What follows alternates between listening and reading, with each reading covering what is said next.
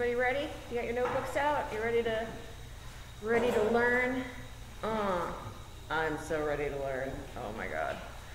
And if by learn, you mean go back to bed, then I'm really, really ready to learn. It's gonna be amazing.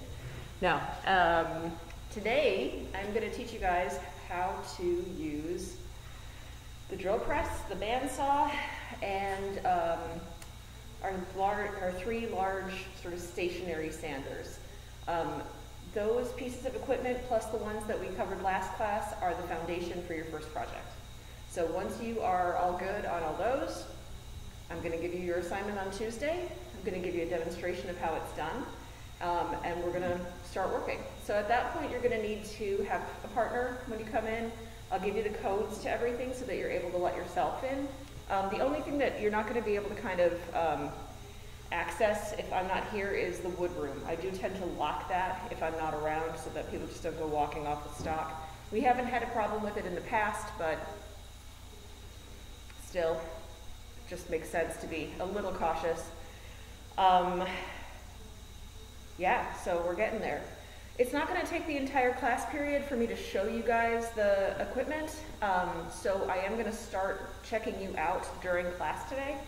At the end of class, I will go over to the door of my office and I will put sign-up slots there for you guys. You don't have to be fully checked out by next class.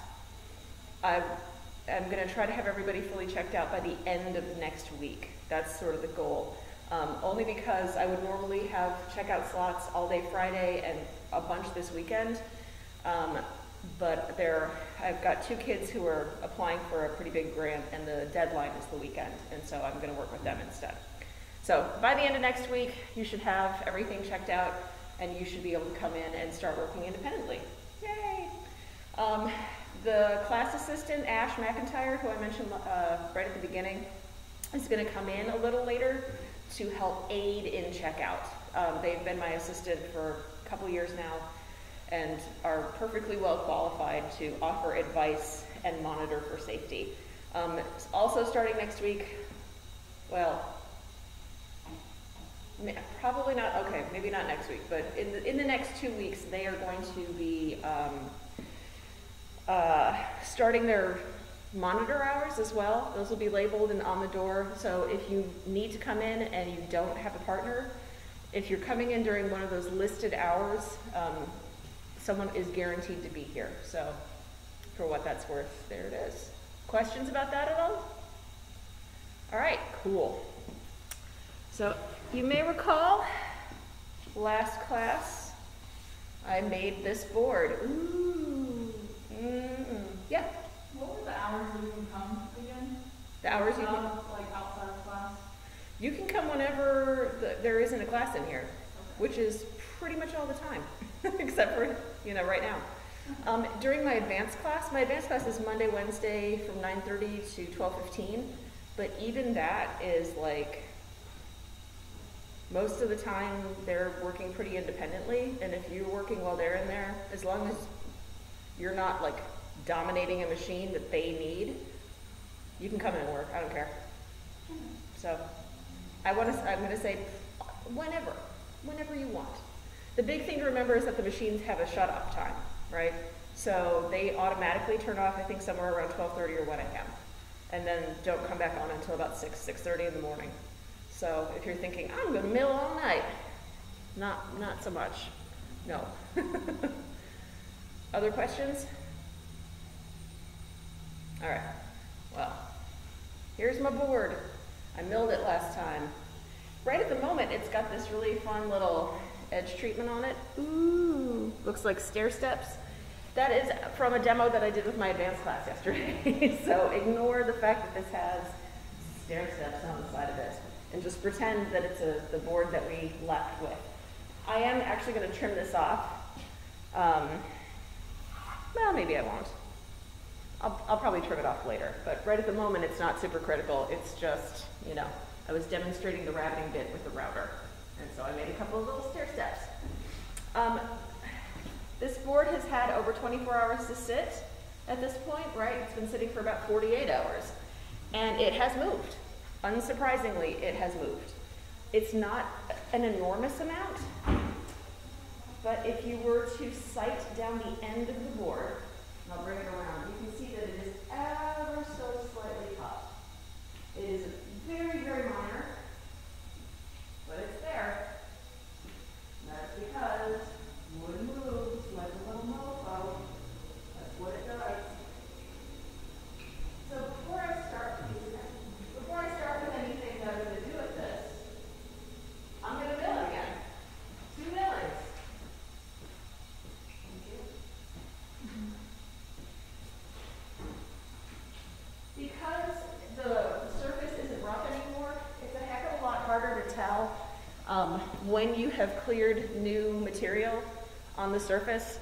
So when I go to do my second milling, the first thing I do before I do anything is I just mark the surface. And I'll do that on both sides. I tend to do it like this, where I'm taking my pencil and pulling it off the edge of the board, because if I'm using my mechanical pencil when I do this, if I do it like this and I run off and I try to pull it back on, I break off the lead every time. So I have just come into the habit of going off the edge like that. So what this is going to show me is, you know, if I join it and there's still pencil marks left behind, I need to do it again. Sometimes it's much more obvious depending on the species of wood. Sometimes it's like, oh, look at that. It's, I don't know.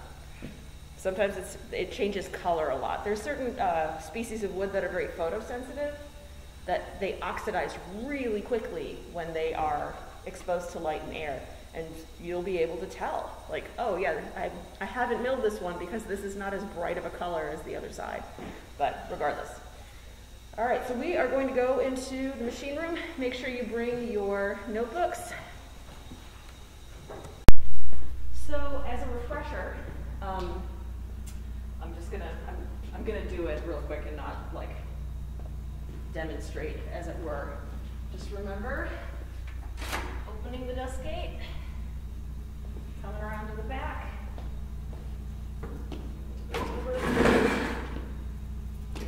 adjusting the fence by putting the board on the outfeed side. Hello.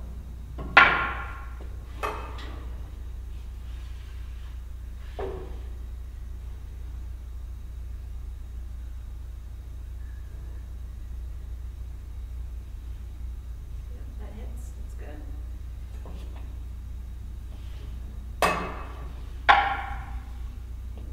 Upside is down. Green should run this way, or so it would appear. Push sticks, remember, long one, sort of in on the right, short one angled in towards the fence at the front. When we do start checking people out, it's going to seem super boring, but what I would really like you to do, if you're waiting in line to be checked out next, watch the person in front of you. Watch what they're doing, listen to the kinds of corrections that I'm making, because it's going to save us all a ton of time. I hate having to explain the exact same thing to every single individual who comes up when you were standing there 30 seconds ago, as I was explaining it to someone else. So yeah, it might seem dull, but still kind of focus on what's going on as I'm checking people out. Cool? All right. All right. This won't take long. The second milling typically doesn't.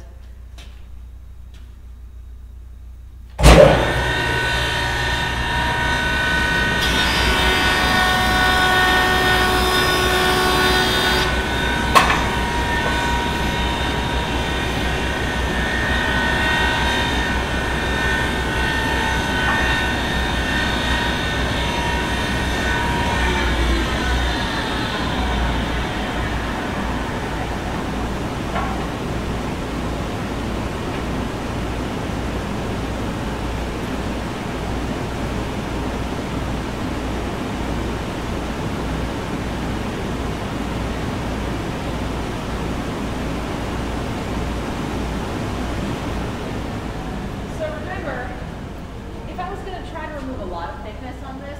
Even though that surface is clean after one pass, I would probably keep doing it a couple more times. Just remember what I was saying in terms of taking material off symmetrically.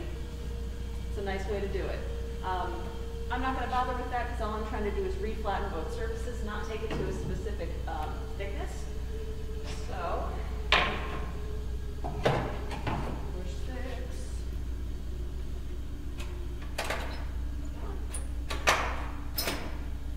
There we go.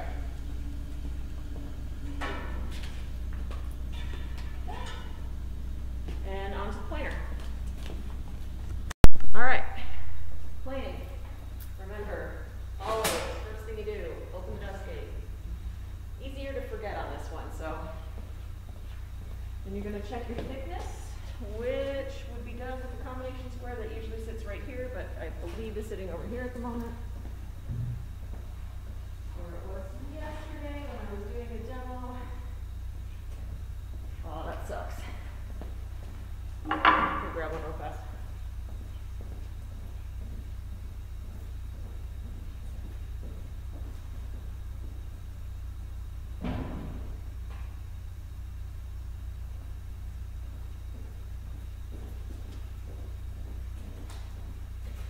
Remember, I adjust the combination square to measure from an even increment.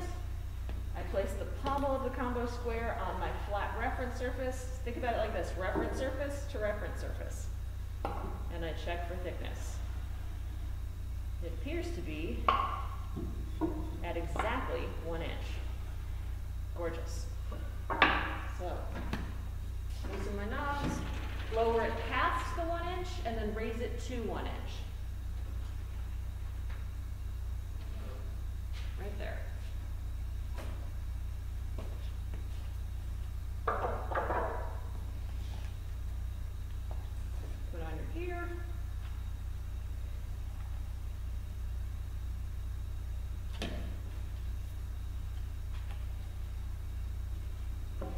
Check for grain direction.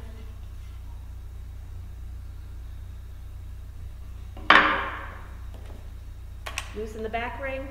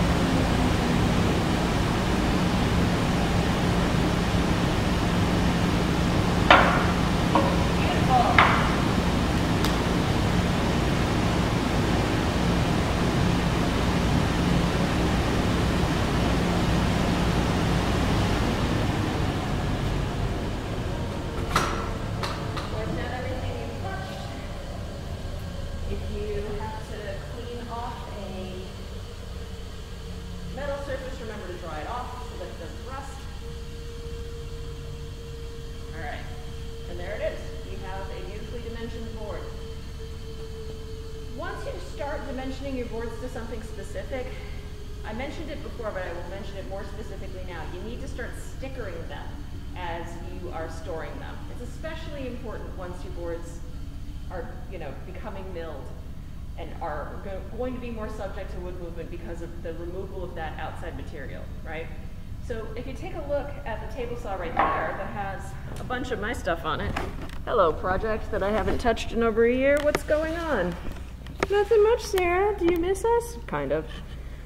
You'll notice that every one of these pieces is sitting up on something.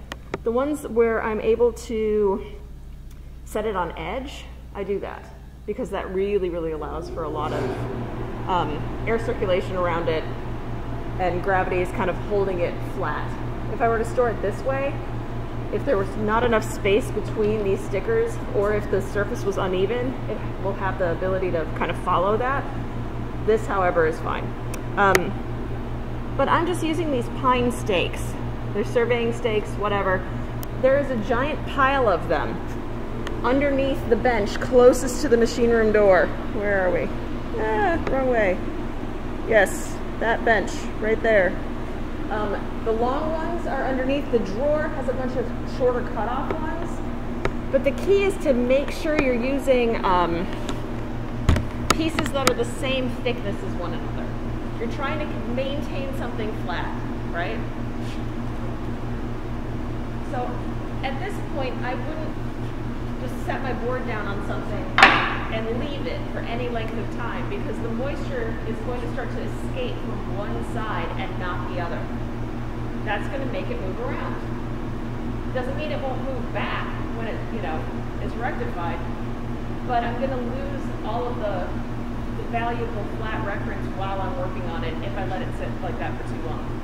I have gotten into the habit of, regardless of what I'm doing my best to leave my board on its edge.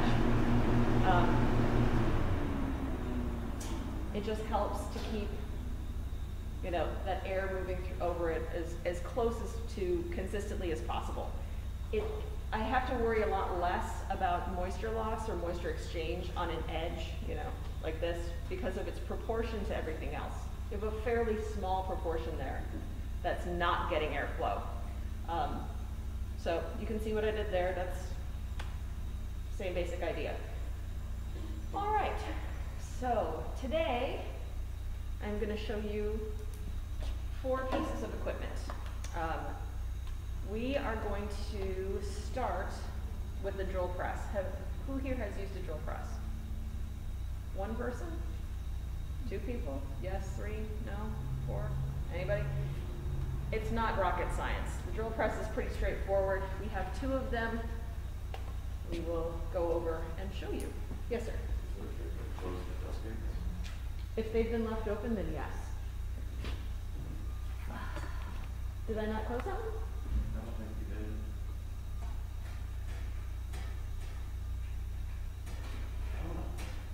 I just didn't see that as in the Okay. I thought it was open. That's good. Yeah, if you see an open dust gate, feel free to close it.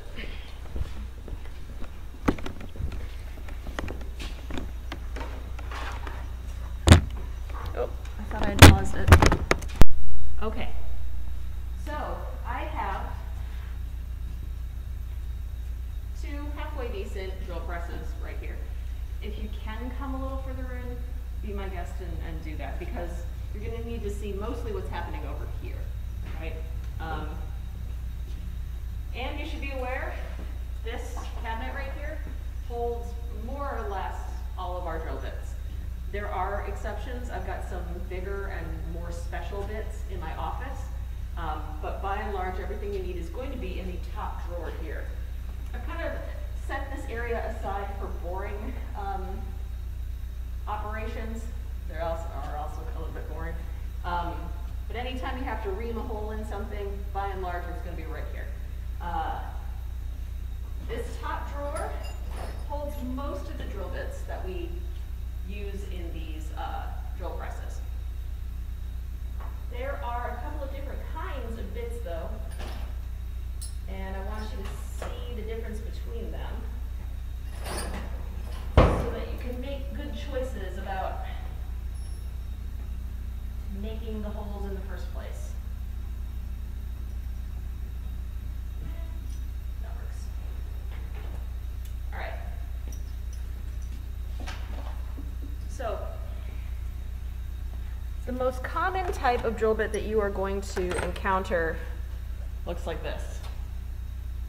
It looks like this. It has a cone tip,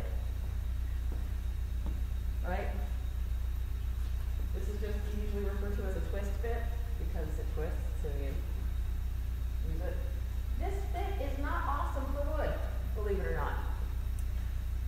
The point right in the middle there isn't really super sharp. It has a little bit of a blunt end on it. When you go to drill into wood, the wood, if it's softer in one area and harder in another, like it will be between growth rings, it's going to want to pull the drill bit into that area of least resistance. It'll be like, oh, here I go. Especially with a thinner bit. Like the smaller diameter that bit is, the more it's going to want to travel. As a way of counteracting that, they developed what's referred to as a brad point bit, which, if you take a look at it, has a little tiny spur right in the middle, or a brad point. These are much, much better for using in wood. you're able to kind of center the, you know, the very center point of that hole that you're going to want to make, and then the brad point itself really keeps it from wanting to walk. It's good stuff. If you are going to drill into wood, this is really the kind of bit that you should be looking for. The brad point bits themselves are in this top drawer, typically in this two-toned gray case. You open it up by moving that to the side, and then just lifting. And there they are. Is this a complete set? No, probably not. Not at this point. Definitely more. You go here, 13, 30 seconds. Oh, yes, you do. Who knows? Anyway, but here they are. Make sure that you are putting your bits back when you're done, incidentally. Don't leave them in the drill press for everyone to bang into or on the countertop here. Other people have not been quite so polite. There's that. There are two other kinds of common bits that you find in woodworking. This kind is referred to as a Forstner bit, F-O-R-S-T-E-N-E-R. Forstner. This makes wider diameter, flat-bottomed holes. So this little section here kind of works like a big wing cutter. These are really great for hogging out large areas of things. Like if you want to make a recess in something, you can hog out most of it with this. The big key is to make sure that the center spurt always has something to grab. If it doesn't, it's going to go and like tear it out of your hands. Forstner bits come in a whole array of diameters. These are kept in the bottom drawer of the case there. We probably need new ones. They're pretty old at this point.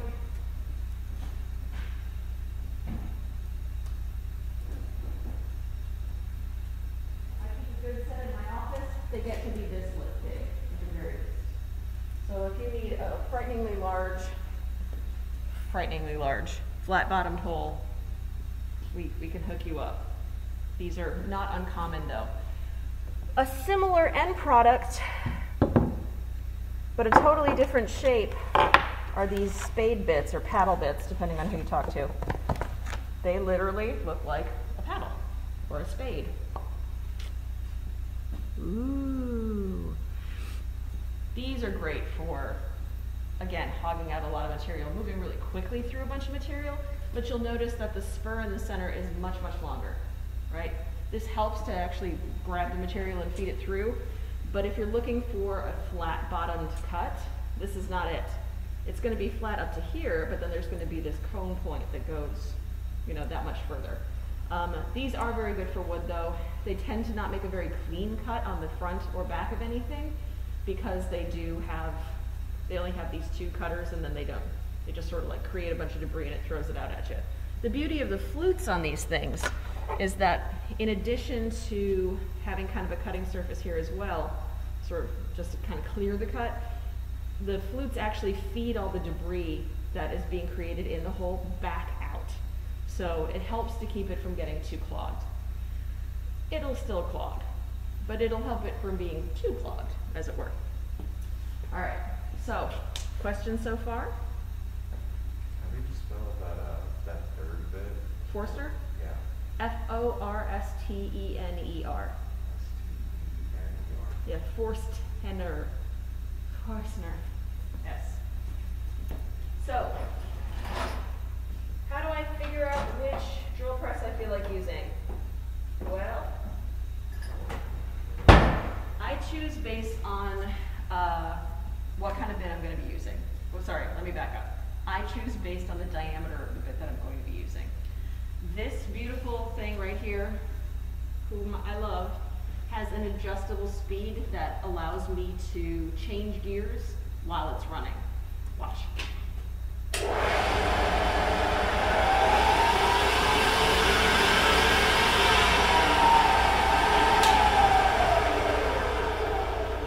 It's like a bicycle in that you don't want to do that while it's not running.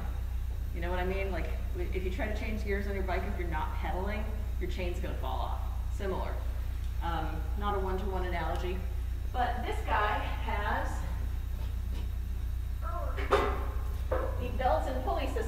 which is much more common in, you know, less expensive machines. But in order to change the speed on this, you have to loosen the motor mount, relocate the belts, move it back, tighten the motor mount, and hope for the best. So I have this set at 1 speed, and that is for small drill bits. Yay, moves fairly quickly, it's fine. So if I want a little bit of finesse, this is the one that I want to use. If I have a large bit that I want to use and I need to slow the machine way, way down, I use this one. So this guy gets a heck of a lot more use than the other one does. You know, just so you know. You'll notice too that I had to push really hard to get this to turn on. This is like, oh, I'm trying to turn it on. A lot of people are like, why won't it start? Because you have to.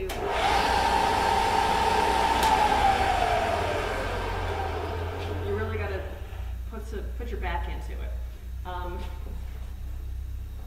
Ooh, yeah. I tuned it up last semester and it's still acting well.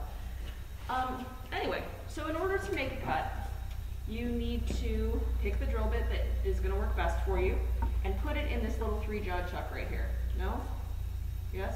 Sorry, I was just thinking of something dumb. Okay. You looked really worried for a second there. So I'm just going to grab a brad point bit of random diameter. I'm going to go with that 13/32 that I just had put back. You can open it and close it by hand. Everyone familiar with the concept of the 3-jaw chuck? Yeah?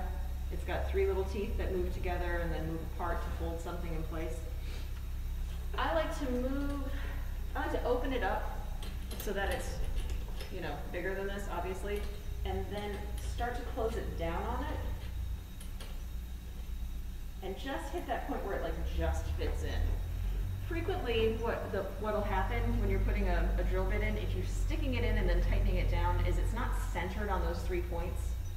And if it gets kind of cocked in there, it's going to swing asymmetrically or eccentrically when you turn it on. So we're also going to test it to make sure it's correct. Right up here on the magnet is a chuck key.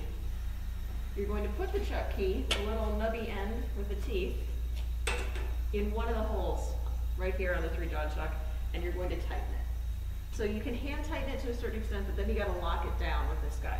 Some people insist that you have to lock it on all 3. I usually just lock it on 1 or 2. It's fine. You know, you're not trying to kill the thing. And then make sure that you put that back before you turn on the machine. Once I've got my bit in, I'm going to turn it on, just make sure that it is spinning straight. Gorgeous. It's going a bit fast for what I need, so I'm going to slow it down a little bit. And you may ask yourself, how do I know if it's too fast or too slow? If you can watch that outer ring move and like really clock its rotations, it's going too slow. If it's going so fast, it looks like it could start a fire, it's going too fast. There are other ways of determining appropriate speed, but I have not figured out how to teach them. So when in doubt, just ask. For me, honestly, it's mostly a question of sound and feel and experience. So it's going faster than that one. That's good. Remember, it's not steel. And it's not like cooled with anything. You want to go fast enough that you're going to make a clean cut, but not so fast that you're going to burn the material. That's, you know, you used to learn how to start a fire in Scouts by rubbing 2 pieces of wood together. Same idea. Friction builds heat. Heat brings smoke. It's great. All right. So my speed is good. I've got the bit that I need. From there, I can make a couple of other adjustments. I can set the depth. So for example, if I wanted to like have a whole series of holes that were exactly the same depth as one another, I can do that, but with this little dude on the side here.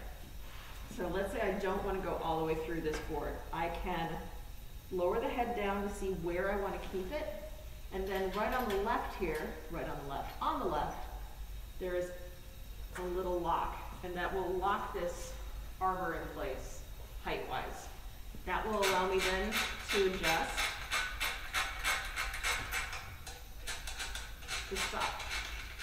If you really want that stop to not go anywhere, make sure that you adjust the top nut as well.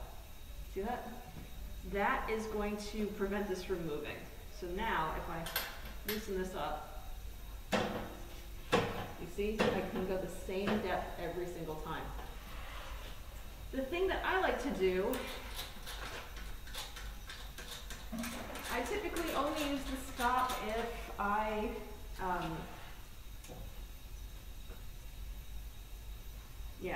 if I have some really important function to do. But you're going to want to put a sacrificial board on here. This is just a piece of MDF that we had kicking around. I have, right here, an extended bed that can be clamped to the drill press bed. Frequently this will be on here when you come to this machine. Just like that. It gives you greater room to support your work. You'll notice though it says, "Do not drill into me," and then it is full of holes. I occasionally fill it with Bondo and, you know, do it again. I mean, yes, I could just keep building new ones, but why? Why? If you're careful, you don't have to drill into this guy. This isn't the sacrificial board. The one you put on top of it is. So this board serves two purposes. One is to keep this bed from getting damaged, right? But the other is to prevent, you know, tear out on the back side of the hole. If you're drilling a hole and there's nothing behind it, when you get to the bit gets to the back side, it's going to push those fibers out and it's going to just look like crap. So in order to prevent that, we put a backing board on there, make sure it's nice and clear, and then, you know, drill in that position. There are, sorry, I had to think for a second. There is one other adjustment that you should be aware of. This bed can be raised and lowered as well. Raising and lowering the bed is kind of a pain in the butt, for what it's worth. It helps if you have a partner. It also helps if you have a mallet. In the glue room, in the cabinets, there's a drawer labeled mallets. Those are dead blow mallets specifically, meaning that they have a big head and a long handle, as opposed to a carving mallet, which is cylindrical, right? So the dead blow mallets are the ones that you typically want. I like one of the orange ones for this, because in order to adjust this, you have to loosen this handle, which he doesn't want to do, or which I'm going to grab him out.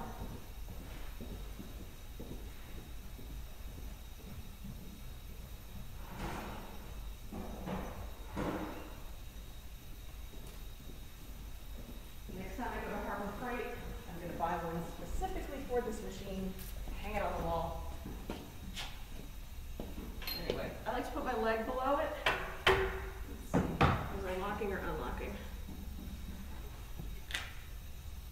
I was locking, of course I was. And I'm doing this very awkwardly. That's all right. There, see that? It starts to move. This is going to keep it from dropping all the way.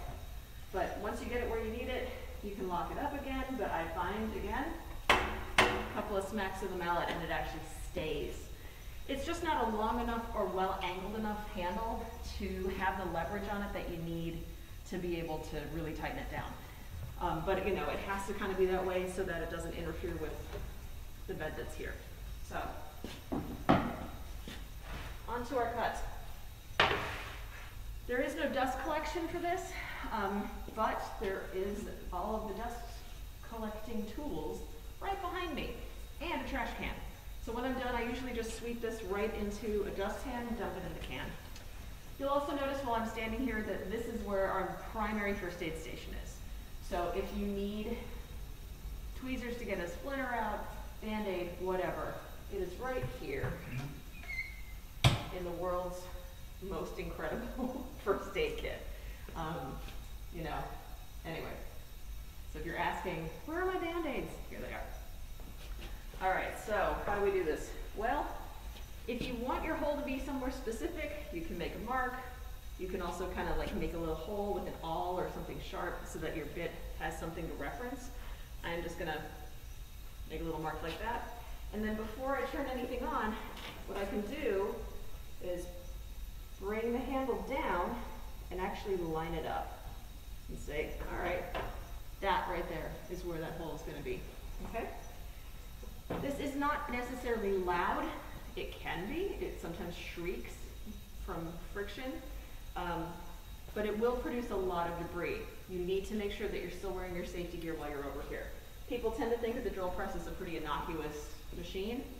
It is not always. Having your hair tied back is also really critical on this one. Yeah. All right, so before I do this, one last thing. As I'm going, I am going to hold the work down. The big thing that happens is when you complete your cut, or even before that, when you're bringing the head back up, the work's going to want to climb the bit. And, you know, that doesn't do anybody any good. So I'm holding the work in place this way. I don't have my hand like here, and I don't have my hand here either, because think about it like this. If I have my hand here and I'm trying to lift it, I can, right? The further over my hand is, the less ability physics has to lift up my board for me. All right. The other thing is that I'm not going to go all the way through in one go. It probably wouldn't be a big deal with this board, with this bit, because the poplar is fairly soft, this bit's pretty sharp. But if I've got a thicker board and I'm trying to drill through it, what can happen if you're going kind of whole hog on it is it'll compact with that material and then it'll burn. And the problem with it burning, of course, is that it both burns your wood, which sucks, but it also takes the temper off the bits pretty quickly. So I'm going to go, what you'll see is I'm going to go down and I'm going to kind of back it off a little bit. I'm not going to exit the hole, but I'm going to back off the pressure, and that's going to allow the debris to escape. You might do it 2 or 3 times on something this thick. Observe.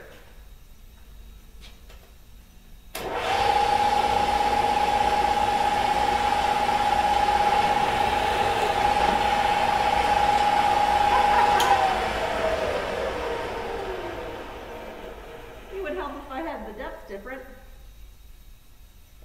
I'll tell you what I'm going to do. Instead of changing my depth, I'm just going to pop this guy on here so that it can go that much deeper. Clever.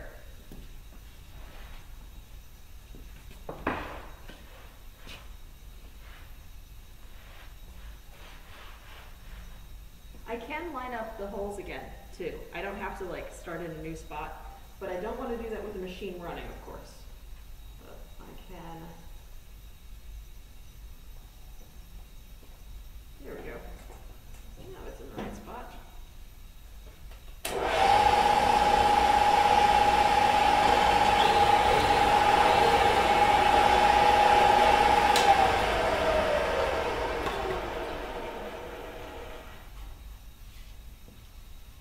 So you can see I've got a pretty clear hole here. The back's not too torn up. It is a little bit, but you know, Forstner bits are like that. Poplar's also a little bit stringy. Not Forstner bits, Brad point bits.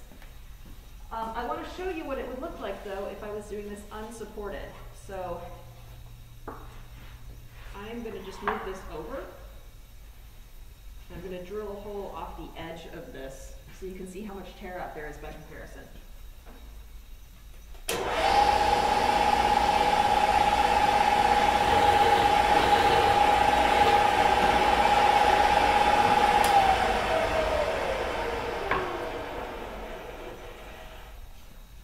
It's actually not significantly worse, which is kind of surprising. If this were a more brittle species of wood, it would be real bad. But as it is, it just has some little fluffy dudes. See the comparison there? Needs a haircut. So, when you're done drilling your holes, you need to, like I said before, you need to return the drill bit to where it lives. The thing is that after you've used a drill bit, typically it's pretty hot. So you either need to give it a second, let it cool down, or grab it towards the top. That's usually what I do. You never want to just like loosen it and let it drop. When that happens, sometimes it will drop onto the bed, sometimes it will bounce onto the floor, at which point you never know if it's going to be bent or broken or whatever. So, holding the top to keep it from dropping. There you go. And then I'm going to put it back in its box.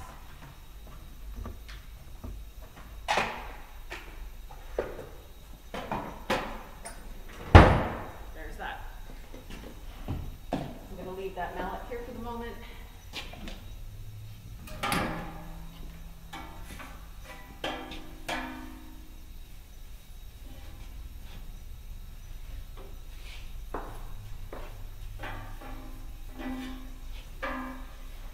The drill press also is, of course, right next to the shop vac storage, so you can always vacuum this area too if you need to.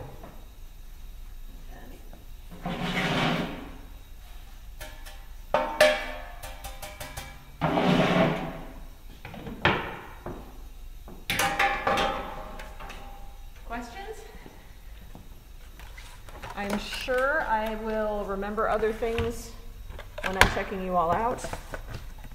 But in the meantime, all right. So how many of you have used a bandsaw before? 3, 4, 5-ish. Most of you. Hooray. The bandsaw is going to be your best friend and worst enemy in this first project that we're doing. We have 2. We have this little dude right here, which is a 15-inch bandsaw, and we have Betty over there, who is a 20, I think 15 and 20, something like that. Yes, 20-inch bandsaw. The size is a reference to the diameter of the wheel. So you two over there might want to come around a little bit, actually, just a little bit while we're first talking about parts of the saw here. I haven't changed this blade since last semester, so it may or may not be super sharp at the moment. We'll figure that out very soon. But anyway, the bandsaw gets its name from the fact that the blade itself is, wait for it, a band. It sits on the top and bottom wheels of the saw, and it spins. Right? This is unlike something like the scroll saw, in that it doesn't reciprocate. It doesn't go back and forth, or a hand saw that does something like that. This is a continuous movement all the way around. This is the wheel of the bandsaw. This bright orange part here is the tire, unsurprisingly. And then, of course, you have the blade.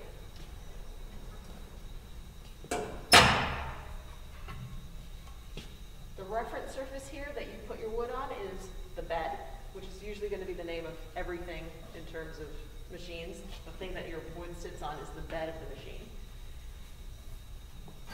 From there, we have a little pink 3D printed insert, which is the throat plate. Throat plates are replaceable, fortunately, because this one really needs a new one itself. And then there is a guard here that adjusts up and down. I usually put my hand under this one, loosen this side knob here to adjust blade guard, and then I can move this up or down to allow me to make an appropriate cut for whatever material I'm working with. The beauty of the bandsaw is that you don't have to make a straight cut. Just about every other saw in here, just about every other saw, not everyone,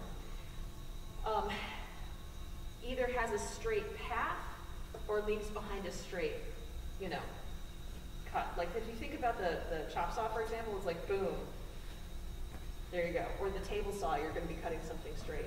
With this, you can cut curves, you can do all sorts of crazy crap. So it's great for subdividing lumber. I think rule number 5 in the other room there is always subdivide your lumber to its smallest possible millable size before milling. We do that with the bandsaw typically, because you don't have to have a dead flat surface to be able to use it, because it's pulling the wood down towards the surface. Whereas other machines are pushing it back at you. And if you have any kind of discrepancy there, it's going to respond to that, it's going to push back. This does not have that. This is awesome. Sorry, this machine is filthy. There's a couple other knobs that are on the on these machines. There's one on the top of this guy that controls blade tension. So this, if I were to tighten or loosen the top knob here, it's going to move that wheel up or down. Please don't mess with it, it's my job. And there's one on the back here too, which controls the angle of that wheel as well to help with tracking. Again, please don't touch that, that's my job. There are analogs to that on the big bandsaw as well.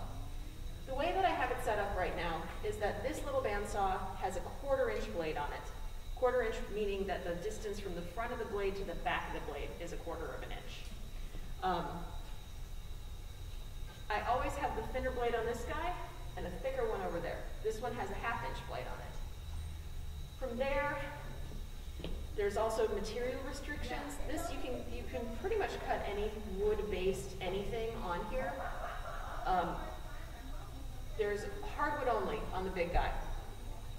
There's very, very definitely no plywood. The reason, it has to do with the spacing of the teeth, but that's, you know, whatever. One of these days there'll be a big, beautiful sign on it that says no plywood, hardwood only. This one, what else? Cut what you will. Also partly because the blades are cheaper to replace. So if I F them up, I'm only out $20 instead of 40, you know.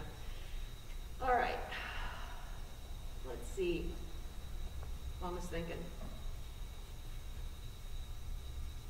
It's been a hot minute since I've done this demo, which is funny. I do this demo every semester and I'm still like, wait, it's been a million years since I've done a demo like this.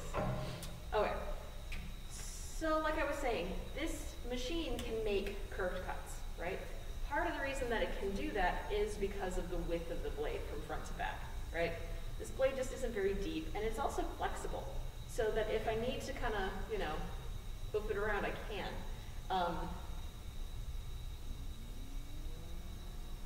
The thing is, I don't want it to do that too much. I want it to do it in a controlled way, right? So if I've got this guard all the way up, you can see there's a whole lot of movement that can happen in this blade right here. So in order to do that in a controlled fashion and not have that blade just be like, I'm going wherever I want from side to side, there are a series of guards on here. Sorry, guides, not guards. There are guides on the guard, but they're guides, top and bottom. And what they do is they keep the blade more immobile between those 2 points. So before I start doing any cutting, I have to adjust my guards and my guides for safety. The bottom ones shouldn't be an issue. The bottom ones should be set and like nothing that you have to worry about.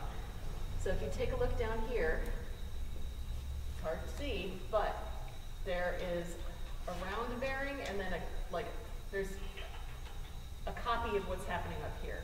This is set when I change the blade. That shouldn't be an issue. The upper one, however, is adjustable and should be adjusted with every cut that you make. It's kind of like playing the guitar. You don't just pick up the guitar and start playing it and expect it to be in tune.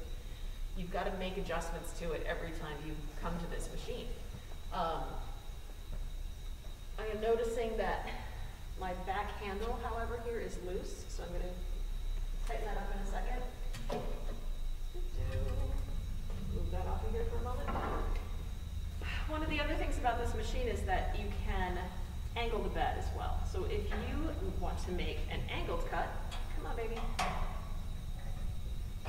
you can do that. So with it resting here, you can still, you know, make a cut that goes at this angle. Typically we don't angle the bed on the other one because it is, to say that it's a pain in the ass would be an understatement. This is not such a big deal, but you have to make sure that it's actually tightened up again when you're done. So it's got a good positive stop on it. Push it all the way up. Tighten up the front one. And you can do that one by hand, but the back one, sadly, because it's a little bit busted, needs a wrench. So.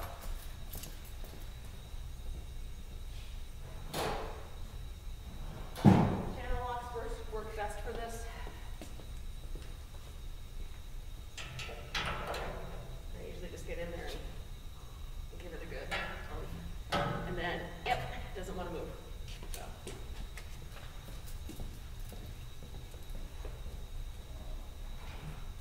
So knowing that the bottom guides are nothing you have to really fuck with, you have to adjust the top one every time, right?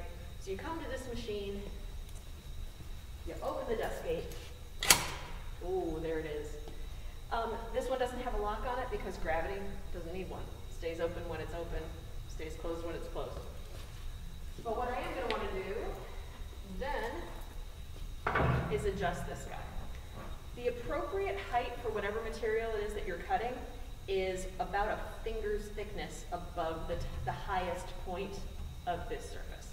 This one likes to drop. If I were to just loosen this without holding it, see that? Just boom. So make sure you have your hand on this before you make any adjustment.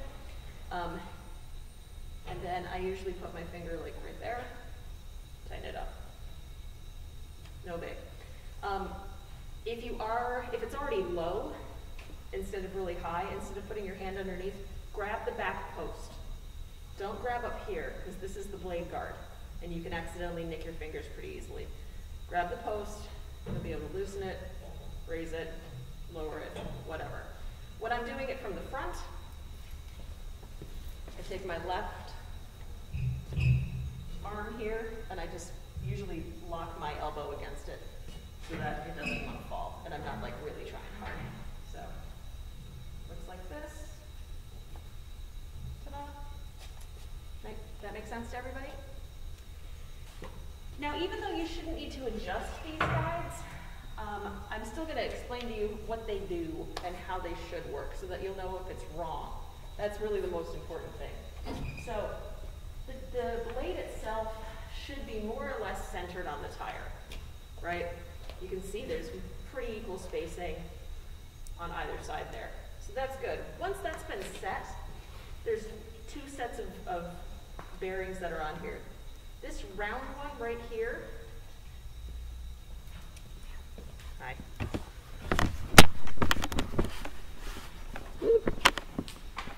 It's all right, I'll plug it back in a second. Thank you. This, where are you? Hello. There we go. The round one, right there. That is what's called a thrust bearing. Take a look at these little side ones too. I'm going to put you down in a second. The thrust bearing keeps the blade from falling off the back. You know, the idea is, of course, that you're putting pressure on it as you're cutting, right? So if you're putting pressure on the front, what's to keep you from pushing the blade right off the back of the wheel? Well, the thrust bearings are. There's one on the top, there's one on the bottom. It shouldn't be riding the thrust bearing. So this one's actually a little too far forward at the moment. It should be that when you put a little bit of pressure on it, it engages the thrust bearing. If it's riding on it, then frequently what's happening is it's getting really, have you heard different? Because you're making a face. No. I just thought I'd say something. You're good. Hmm? I was just looking at something. You're good. Okay, just checking. You never know. People have different ways of doing things, but in the final working world, this is how we do these things. Come on here. Bearings are adjusted though with Allen wrenches. So because of this thrust bearing here, this one I can actually do by hand really easily. Like I said, this one is touching. Well, it's close enough to touching. I'm going to just loosen up. I grabbed the wrong kind of wrench. When finger tightening is not enough,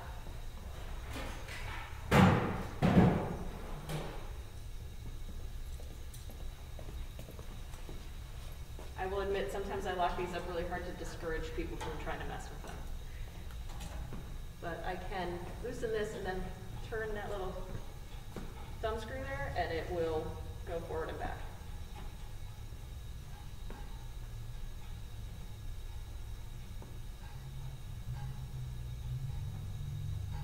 That looks good. The problem with it riding on the thrust bearing is that it both keeps the blade hot because of friction, and believe it or not, it actually starts to crown the back of the blade over after a while. Kind of burnishes it into a shape, and then your cut's going to burn because there's going to be this extra material there. It really sucks. And then there are these little cooling blocks slash, you know, side-to-side guides right here on this guy. So these are little squares. They look like they're in the right place. The most important thing about this set of guides here is that it's not too far forward. You want those guides to sit right behind the teeth. So when you're looking at any of the blades in here, if there's a tooth that's like part of a bigger blade, that's very lowest space between the tooth is referred to as the gullet. You want to make sure that when you push on this blade, those guides never come past the gullet. They should go right up to it, but not on either side of the blade. If it's sitting there and it's rubbing on the teeth, obviously it's dulling your blade. That's not good. Nobody wants that. Make sense? So, anyway, making sure that you adjust this is really, really critical, both for the performance of your, of the machine, the quality of the cut, but also for your safety. I would never want anybody to come through here and cut this board the guide way up. Apart from also just being like an unsupported and inaccurate cut, like, oh, hey.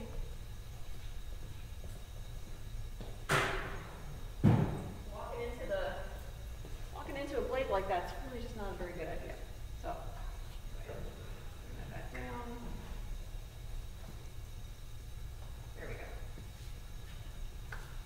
go. So, cutting with this guy, not difficult. It is the one machine where you do actually stand right behind the machine as opposed to like off to the left of the blade. When I'm working, I am like squared up on it. That's mostly to help keep me like on track with what it is that I'm trying to cut. It's hard to keep everything along a path if you're not directly behind it. It's like trying to drive a car while sitting in the passenger seat, right? You're not right on there. Driving would be kind of difficult. The car analogy also really kind of like carries over in a lot of different ways for this. One is that the narrower the blade is from front to back, the more maneuverable the cut, you know? Imagine yourself in a tiny little sports car driving down a mountain road, right? You can make those turns, you can move and maneuver. Now imagine you're in a semi and you're trying to drive that exact same road. You're not going to be able to do it safely, right? Maybe at some point you're going to have the front end of the truck on one side and the back end of the truck on the other, and you're going to be praying to God the whole time. Same idea. If you have got tighter cuts to make, you do it with a smaller blade. Likewise, that machine with its half-inch blade doesn't really do much in the way of curves. If it does, those curves are very, very gentle. They aren't tight at all. So, here we go. The other thing too about this is that because the blade is so much thicker, it doesn't want to flex. The benefit there is that I can cut thicker material with a straighter cut.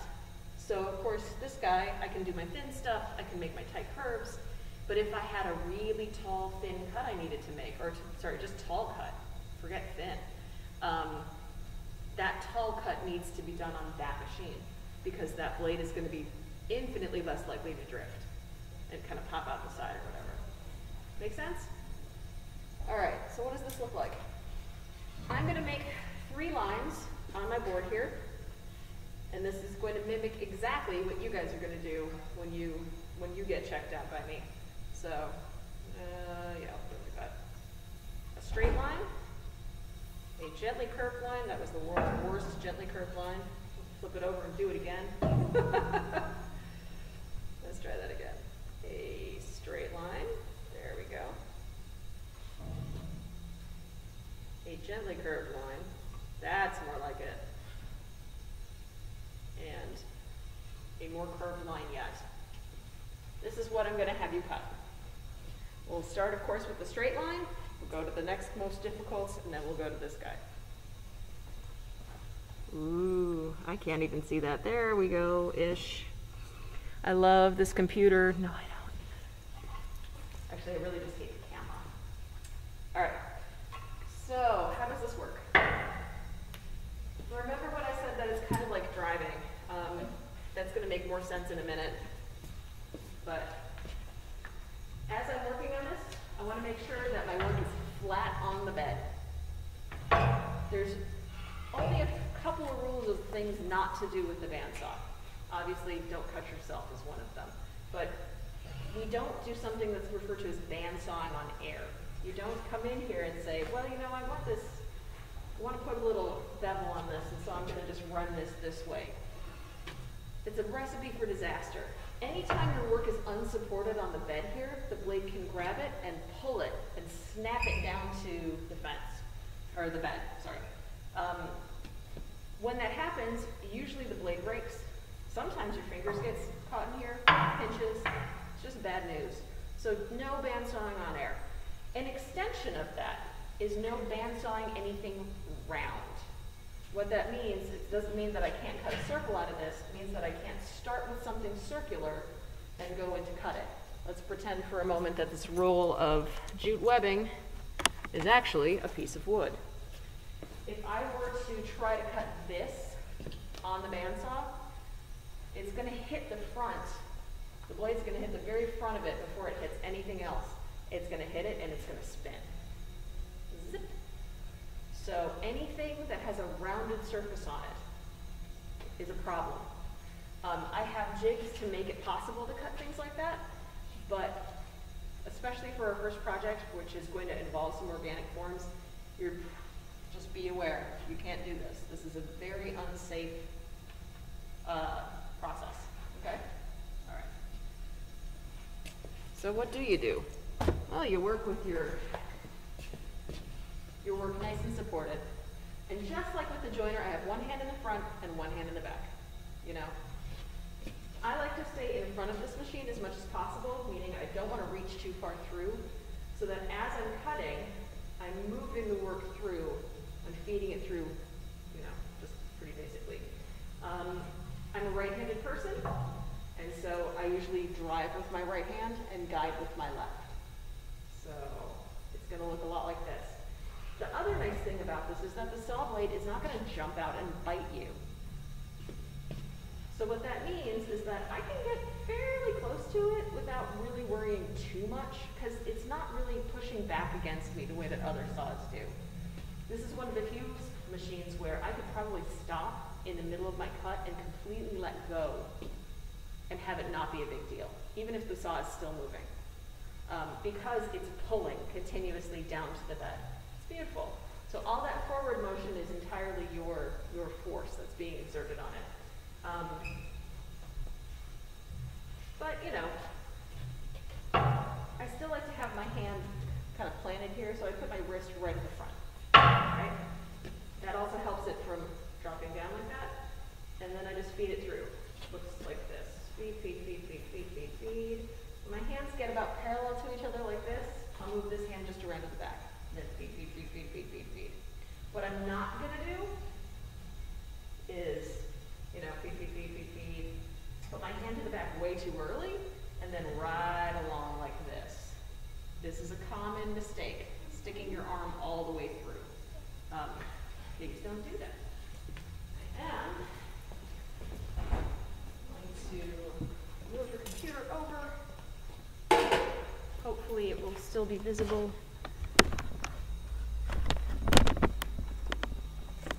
Sorry.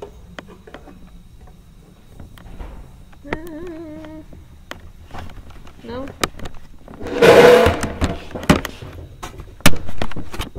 I don't hate technology, technology doesn't love me, and therefore I don't particularly love it. All right. So I'm going to make my straight cut really fast here, and then I'm going to show you the nuances of making a curved cut. So if you can't see me, by all means you can come around towards the back now. It might actually be a little easier to see what I'm doing from that perspective.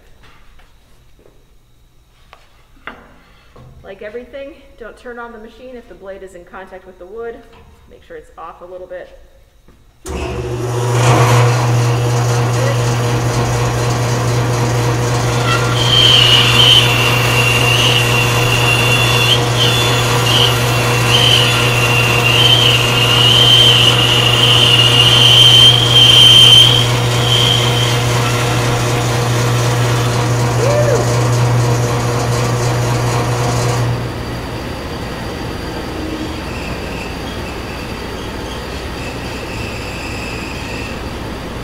The dull blade.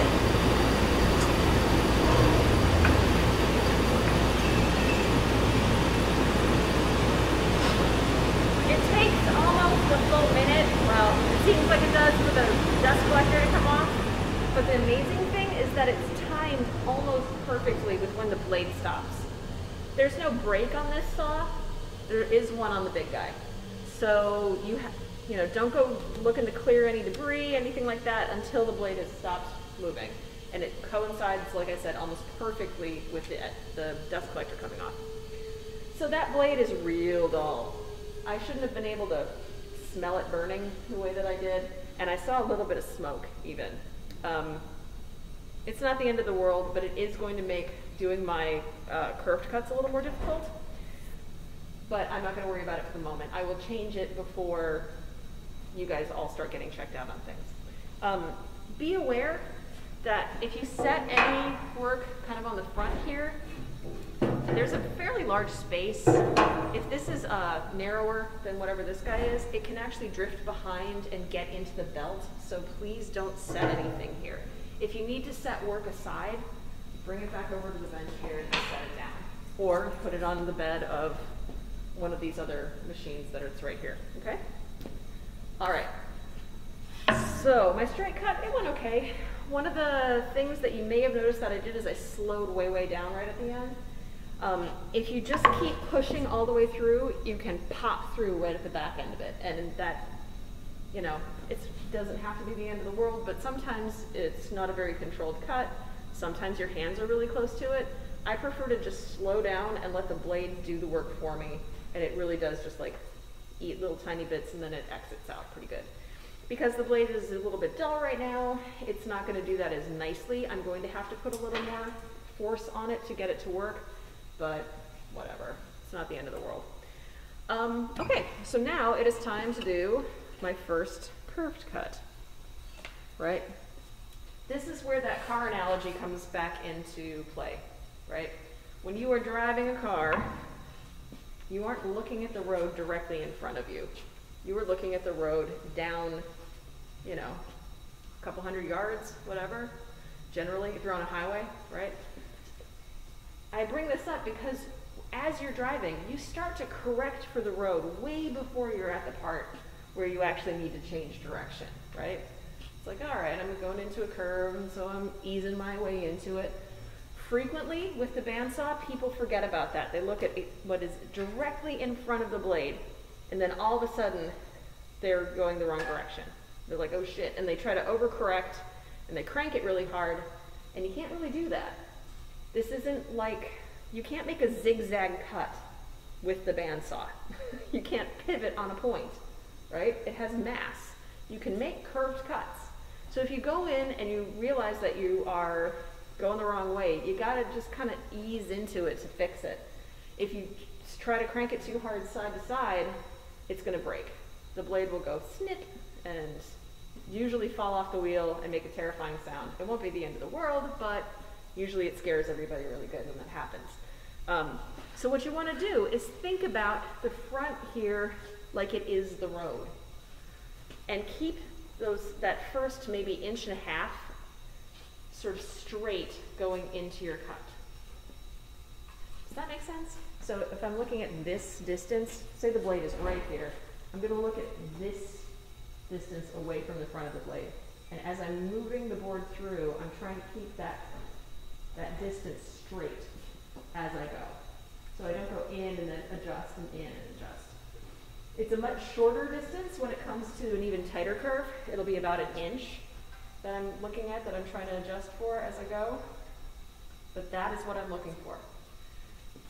Best way I can describe it. All right, so I'm going to do my first curved cut, and it's going to look like this. You know, got my blade kind of in line with my cut, and I'm going to immediately start by moving it through at an angle.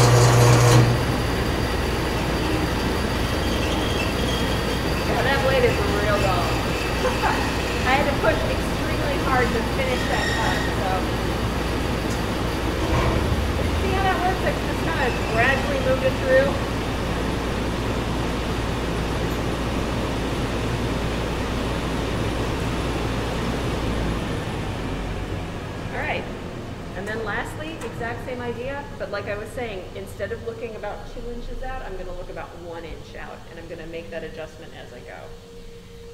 If you have done any sewing with a sewing machine, it's very, very similar in terms of following a line. You know, you kind of pivot the end the opposite direction of what it is that you're trying to follow. So, one more time.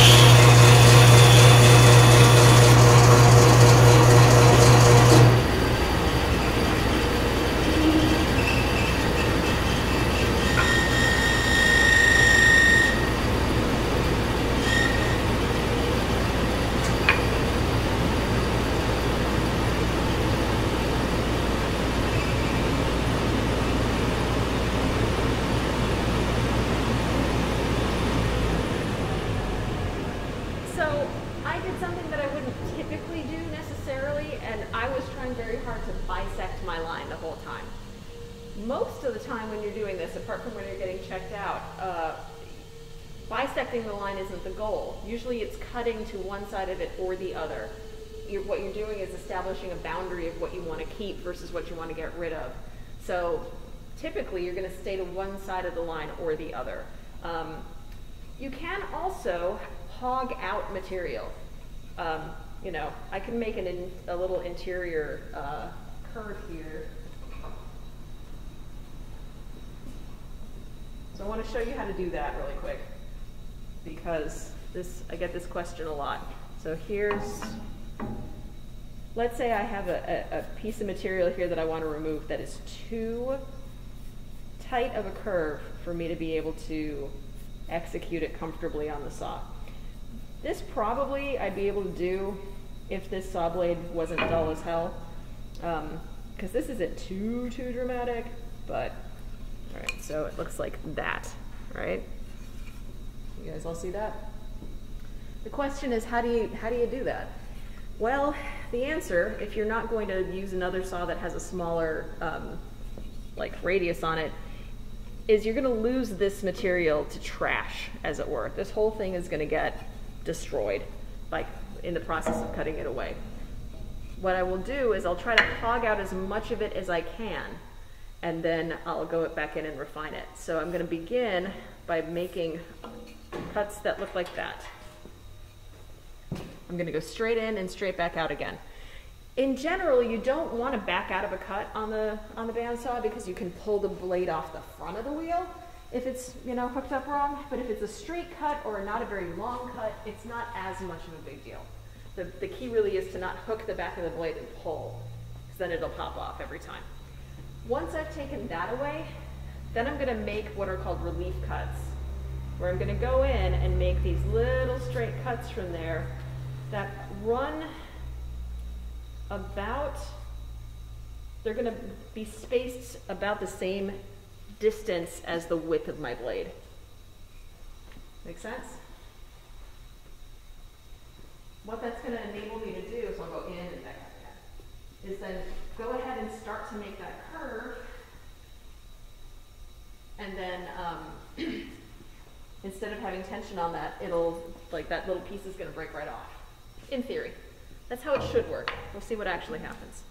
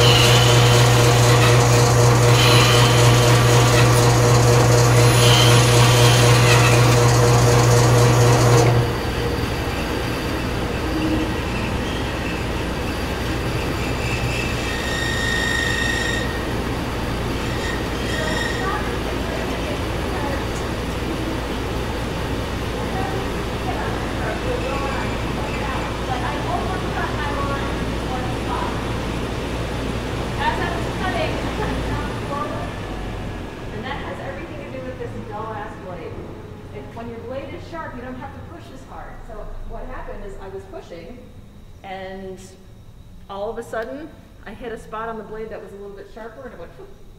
So I overcut my line. Typically, I don't have to worry about that as much if there's, you know, if this is just a,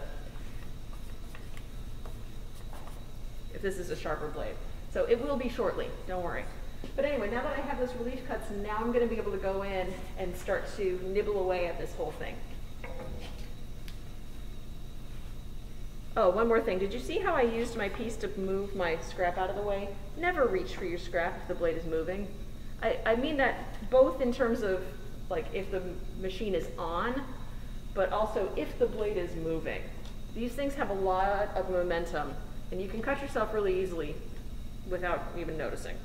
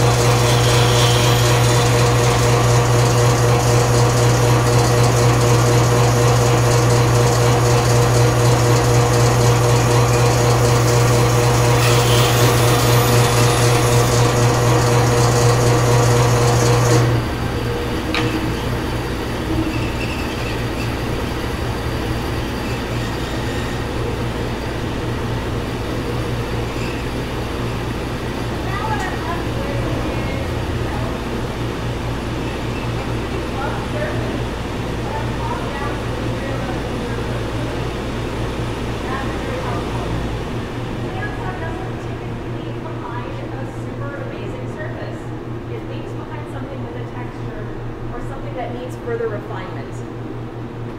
Just be aware of that. That is a thing.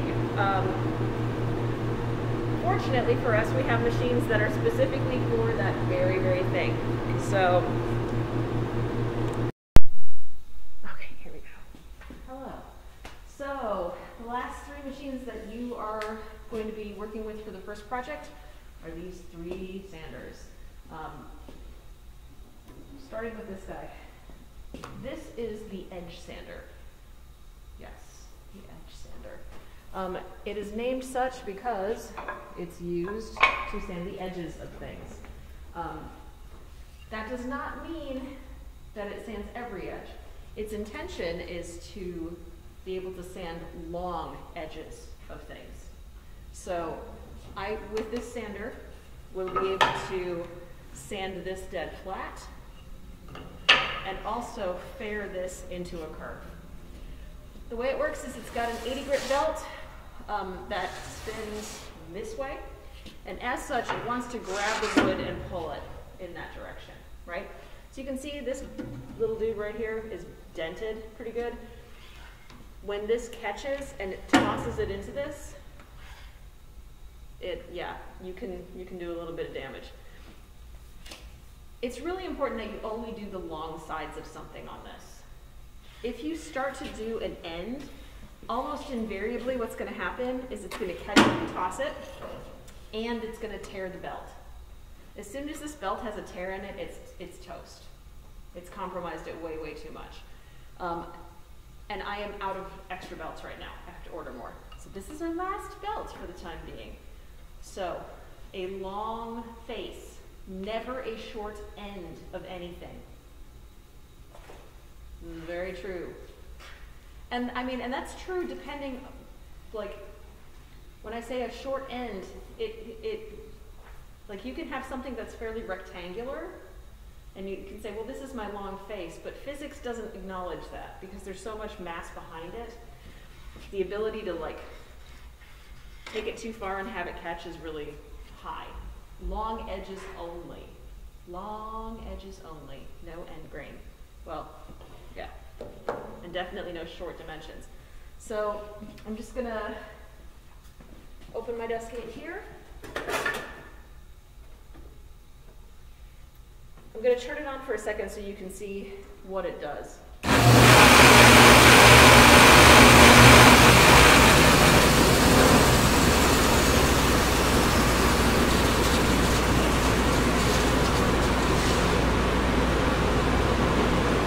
these 3 sanders, 2 of them are hooked up to dust collection in the sense that it comes on automatically. This one is not. But frankly, the dust collection doesn't really work with this one anyway. It needs a different setup, so whatever. But make sure it is open for this guy. And the way that it works is you're going to stand opposite, and you're going to kind of pretend that it's a keyboard, right? Put your fingers on top.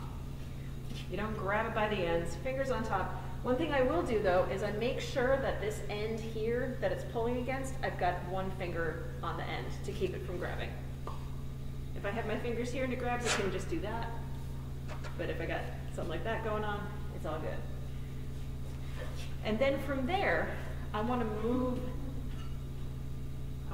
the profile against this, not really keeping it in one spot. There is a graphite backer on this sander right here. Ooh, yes. Which has a little bit of softness on it. So instead of being a dead flat steel reference surface, this has a little bit of give. And as a result, it doesn't always leave behind a dead flat like end result if you leave it in one spot. So instead, what I like to do is kind of move my work across as I go to make sure that I am, you know, hitting more than one area. So what I'm going to do first is I'm going to flatten one side, and then I'm going to fair the curve, okay?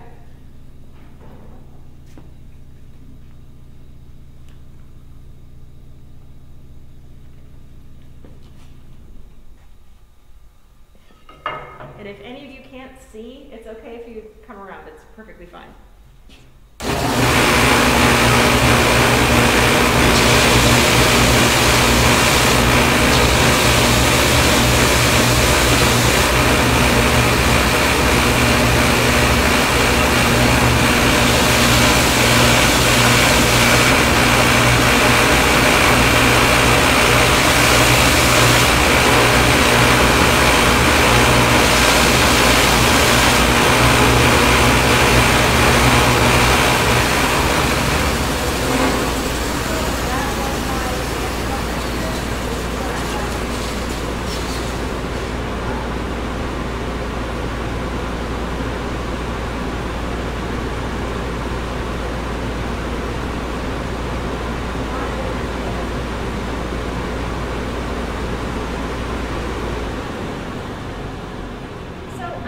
pressure on it, but I'm not like putting so much pressure on it that it's going to want to catch and grab.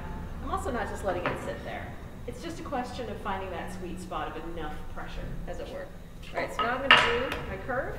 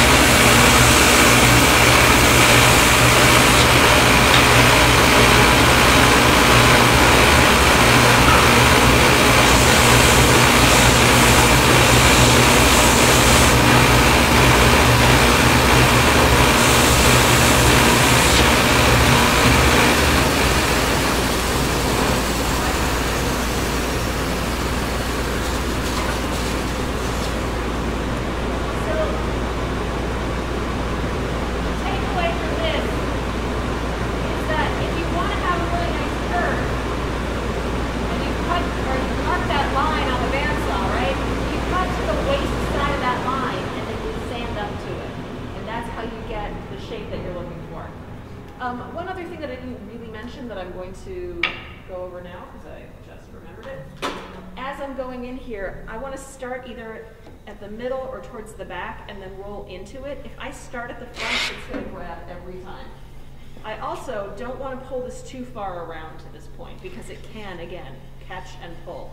So you may have noticed that I worked up to about there, all the way to the back without a problem, and then I flipped it over. And I went, ooh, look at that, right? Yes, that is the thing. So, that is the edge sander. Are there any questions about that? Okay. So this beautiful thing here is an oscillating spindle sander. It is called such because it oscillates as it spins. Perform a double act on the weekends. Anyway, you can do interior curves. Obviously this takes care of exterior curves just fine. This guy does the interior curves. There are a whole set of spindles up here of varying diameters. You are going to want to choose the diameter spindle that fits best into that, like the biggest one that isn't actually being constrained. So if I was going to do this interior here, for example, this one, I mean, it'll work, but probably not as well as this one. See that? So this is much closer to that diameter. I'm going to do two different spindles here. Put that one back for a moment.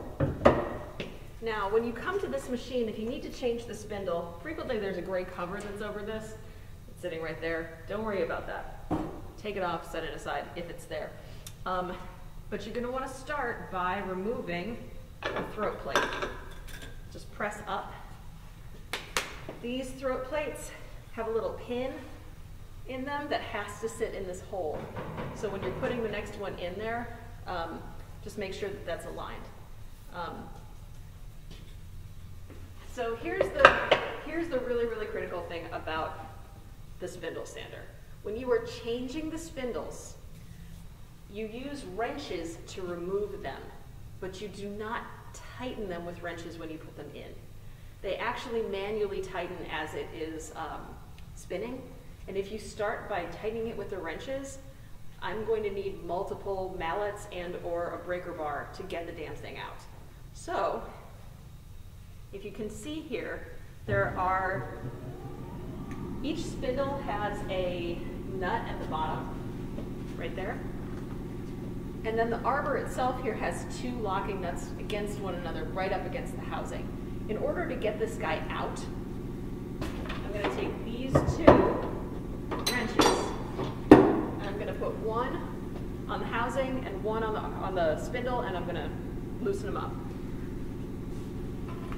So remember, these are only for removing your spindles, not for installing them.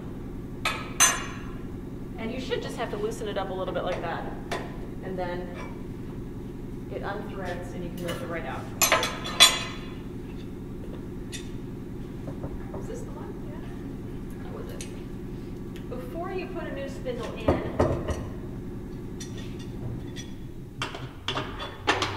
make sure that this section is kind of free of debris, because these can get locked in here pretty good. And I usually, yeah, it's been oiled fairly recently. If the socket is dry, it kind of seizes up and it'll like kind of dry weld in there. But how this works is you literally just drop it in, spin it until it's locked. And then it's like, oh look, there, it's tight. Then you're gonna pick whichever one of these throat plates is appropriate for the diameter of the spindle that you've got. In this case, I believe it is this one. I'm gonna clear the seat of debris as best as I can. And then I'm gonna line up that pin with the hole. You usually gotta lift it up a little bit more. Good. Then if I need to, I can, there are 4 little leveling screws on here. If I need to, if it's too high especially, I can make some adjustments so that this sits flush with the bed here. All right. The nice thing about this machine is that it is like, it doesn't really have a front or a back. There's a side that there's a switch on, but there isn't a front or back per se about this guy. So I can turn on the machine and then come around to this side and work, especially if somebody's working over here. It's not a big deal. The big thing is a trip hazard more than anything else. And I'm thinking I'm gonna change the dust collection setup for this eventually anyway. But anyway, it spins this direction, right? And as such, I want to work in the opposite direction of whatever it's spinning. If you kind of follow the same direction, it can grab it and kind of chuck it at you. So what I'll frequently do, and you'll see this when I switch over to the even bigger one, is I kind of pick a point on that spindle and I move the piece against that point. I don't rotate around it. That doesn't do much. But I'll take my curve and I'll kind of move that against that single point. It'll make more sense in a minute. This is not a loud endeavor, so you probably don't need ear protection for this, but you still need eye protection. Do, do, do, do.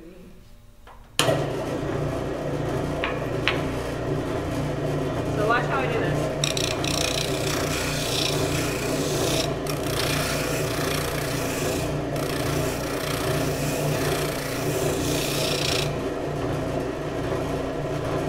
So it's starting to get a little cleaner. It's not perfect.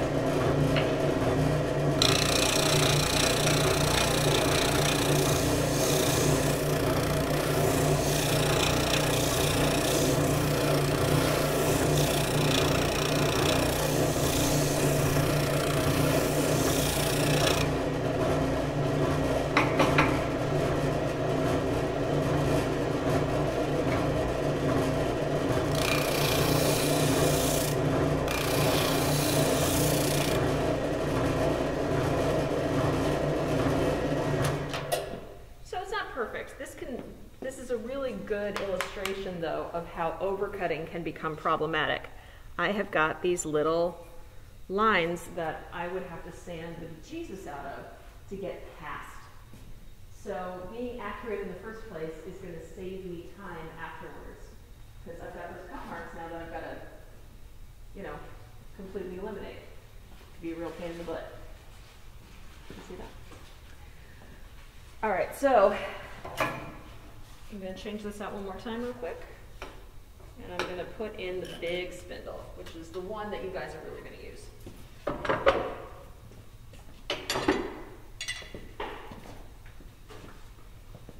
Again, big wrench on the bottom. Smaller wrench on the nut at the base of the spindle.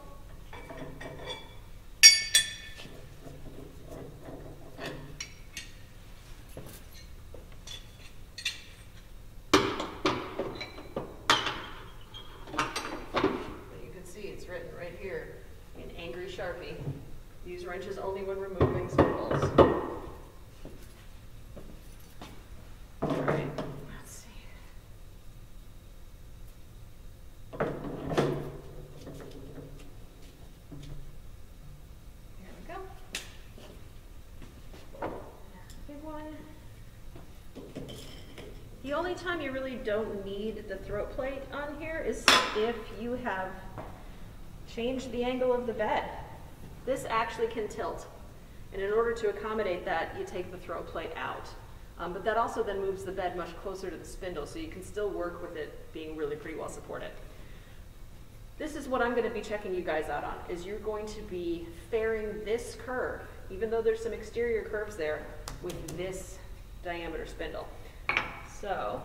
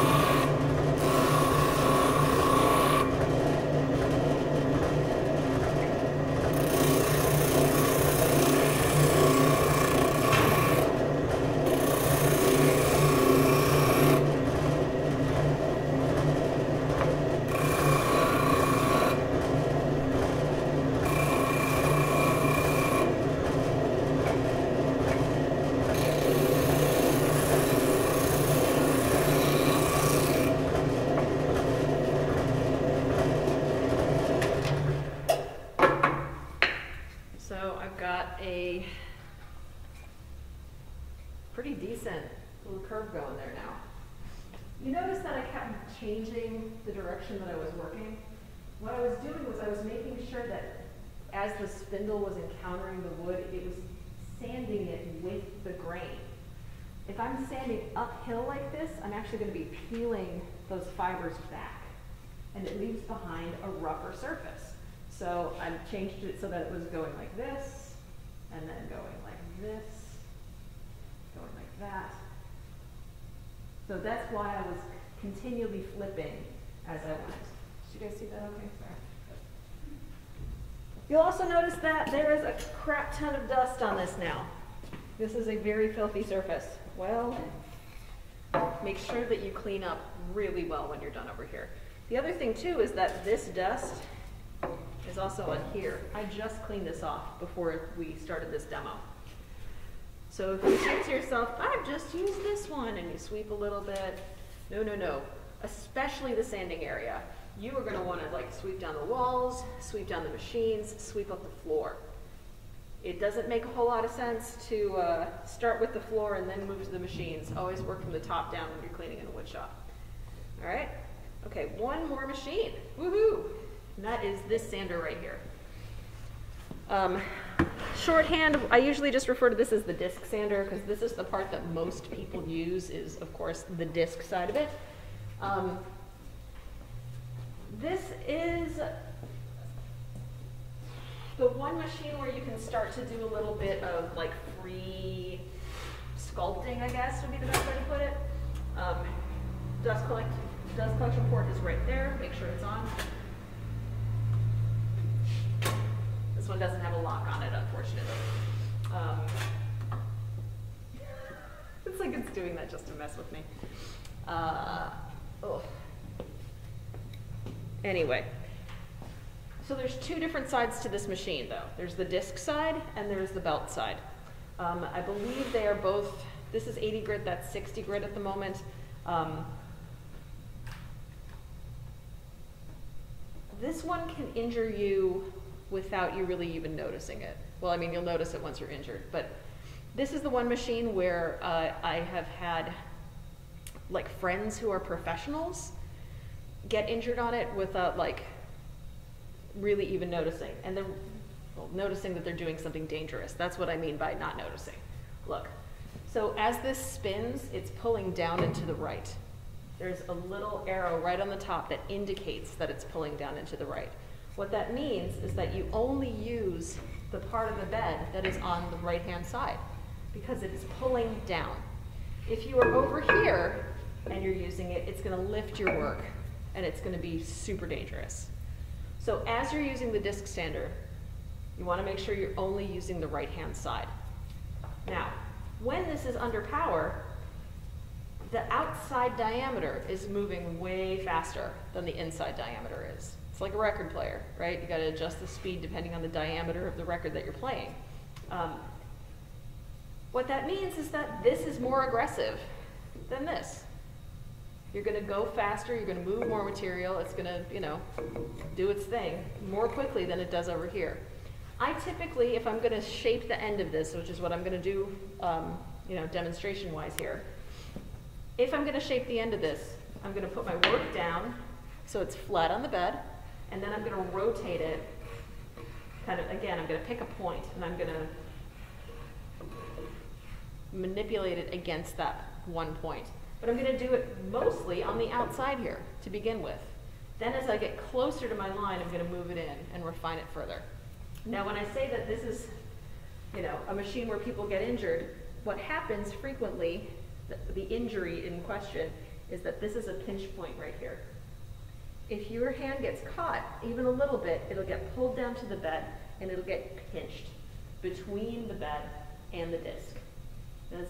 It essentially turns it into road rash. It's like a burn. So be very careful.